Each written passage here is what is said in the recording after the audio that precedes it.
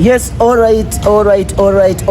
Mwasiba muta abali kutulebeshaha ejeji kandi amazina ganje kabulijo baranyeta Ricky Roland mwana w'umugiga oraruga kabale mu Rwanda hali amezi garajana mu mesho mukuliko mwaka guhwire gwa 2024 kandi hundagambira twayigaranjire mu Musa turi stede titwine shonga ntakajire hali izoba nyine umujenyi alikanda wabanza beyanjurire umujenyi witu muramureba yashayininjire kare kandi ari ready munonga yanjurira abantu bakure karaka kazeho yiguru kugira ngo ababase kuturira kurunje izi shonga neza mani. Yes. Amazina niraka ndi Blessed Scovia enzarwa ya rukunjiri yakajemera mu karo karunji konga currently nibera Kampala niyo ndukorera kandi ndi student Sandeja University kandi ni daraho mu rugo koto. Yes. Bukoto Kampala. Aba Kampala turije.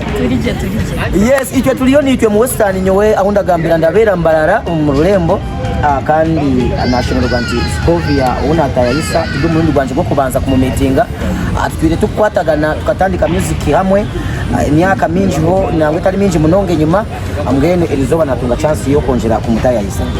Hali henshonge yakure yatuma nakutayarisa umwaka wagutandikire ne digital owitu barajete digital.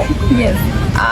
Hino okuwatahire mune cheshongoro mu style temba bazishi nango bamwe bakire bankakisa bamwe cyabashobera bakire banke cyakale cyakoze gwe kale ngeno cyashobera mwenu icyishongoro kinango banzo tyama kapera rero kantandikira gunugwe mwaka ogwe mabazi ogunugwe mwaka gwawe obujurizi bonka.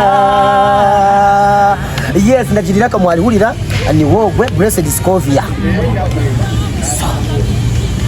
Blessed Scovia ari hebibuzo ebiri hansi na yigo omu Western Uganda iwori kono bukoto Kampala konka echeshongole echo ko chishowize iwe kamunywani wanje nagira ntikanchi take account yanje abo kuba kutujiro rahamanya nachitira account yanje ya TikTok within one day kibere kiri mu mitwaro mushanga kireba nistambura tinka posting ago video ngo eyiruke nka video eyimpostingire eya echeshongoro cyawe echeshongoro kiri hamashanyarazi ngamba ya hati barajeta amashanyarazi amajuta mugani mu barokori barajeta amajuta echeshongoro kiri hamajuta konka no buciwe hamajuta buri muntu agumuna yebuze echeshongoro necho amera simwe necho because echeshongoro nkachukuzira mu 2023 ukajinsindiki na mwana akinshira munywani wanje na mugambiro ekigambo cyo gushiga nti embwa yakora hiti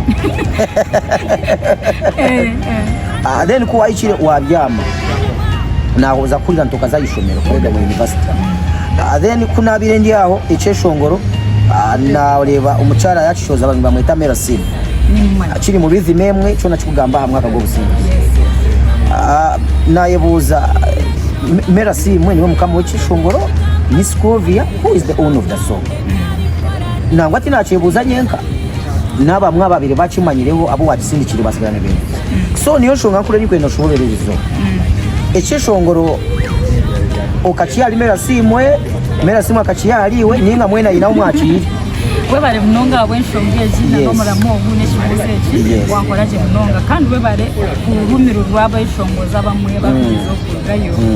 Yes.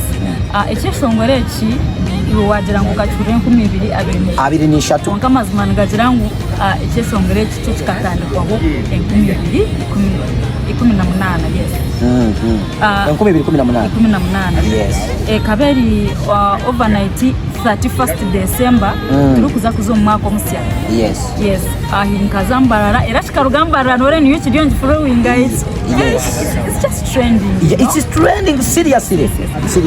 So mbara mu kizungu abaye Pastor Vincent Mugarura akaba ineyo overnight yo kumara umwana yanyetanzire ki nze kuhereza uwe kanisa ki nasha ekanisa ino bajeta embassy akakaba yakozere kanisa muri Kampala bakujeta buli mu church aso muri ejo kanisa nkabandi mundi praise and worship. I remember kamba tayayira home overnight kibatanze na fiba shaba mukamu ina fiba shaba nikira kubataya ira home overnight.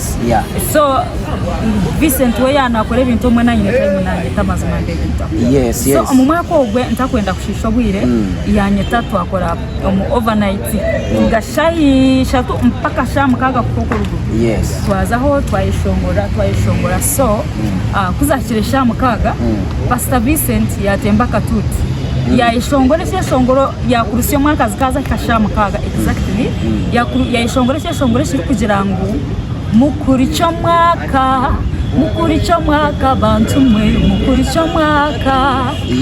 So eche shongoro kuyahereze kucheshongora ya kitere bitero ngeni ya gender deep he sang that song deeply yatamwe bitero bingi.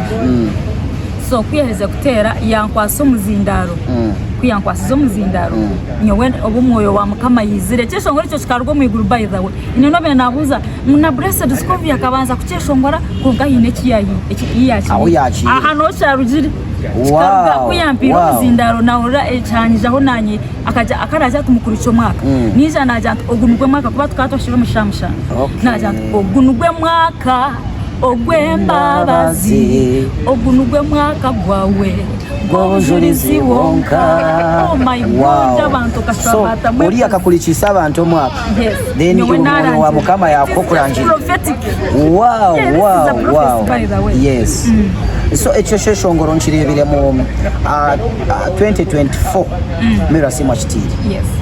Nangwa abantu binji nabagenda cyeshongoro no muntu wacinsindikireko mu 2023 ngatukusindikira baye bataka chitiri kandi ubwo muntu akije yaceshongora ambaga ndi kubagambira batakukimanya.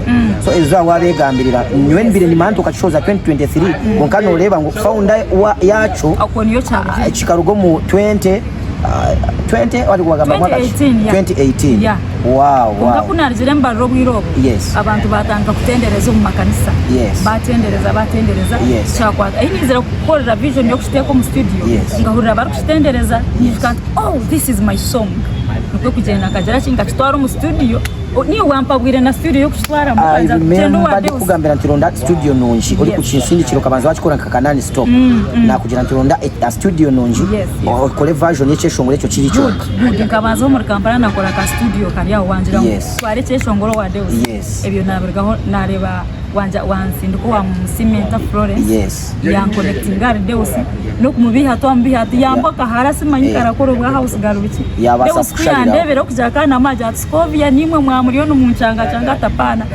Deus ebyo bireke katukore cyeshongoro hiti yaragamo base cyeshongoro kiri hamashanyarazi nchirebere bakupraising wa Pastor Kayanja. Nchirebere mu makanisa menshi Morova Western Uganda chakurusinjira muri kanisa Kampala chakurusinjira mu ngashikatanjira mbarira mu embassy akatuti nore niyo kijanja shikaiza chikashango wachikozero muri Kampala.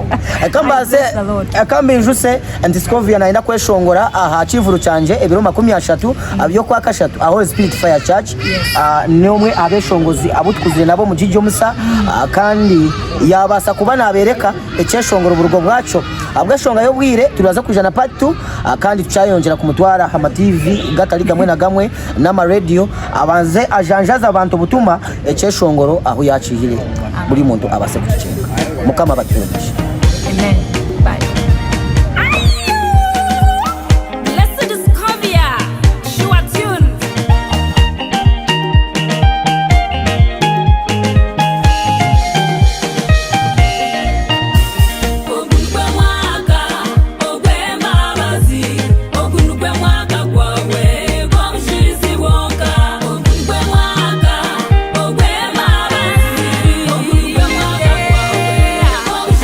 Wonka.